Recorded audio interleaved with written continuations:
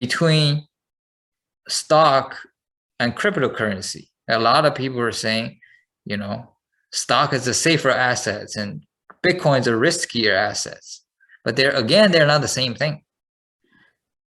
Stock is a partial ownership in a public company. You buy the stock, then you own the company. It's ownership. You can see this by seeing Elon Musk buys a bunch of shares in Twitter, then he starts owning Twitter. He can do anything he wants to Twitter.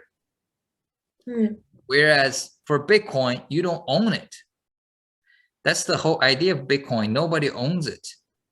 When you buy a Bitcoin, you're a consumer to Bitcoin. You're not an owner of Bitcoin.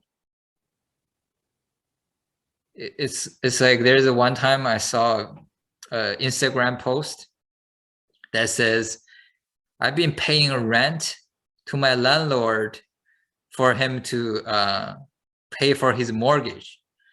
I should be owning at least part of his house. And, you know, it makes sense to people who don't understand the difference. But in the comments, somebody said, oh yeah, I remember the time I bought a Big Mac and I owned McDonald's. And I bought an iPhone and I owned Apple.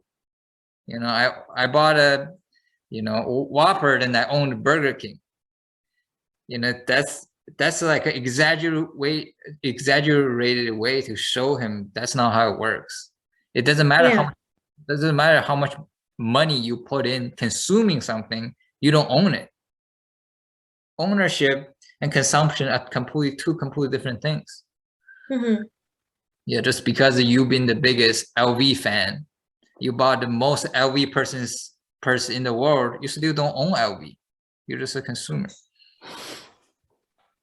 So that's what Bitcoin is. The idea is nobody controls it, nobody owns it, and there's so many Bitcoins, and you know, all of this blah blah blah, whatever. But then when you buy a Bitcoin, it's the product of Bitcoin. So you're just a consumer, you don't own it. There's no ownership. Yeah, there's another thing is that it doesn't produce anything, so it's not really asset. But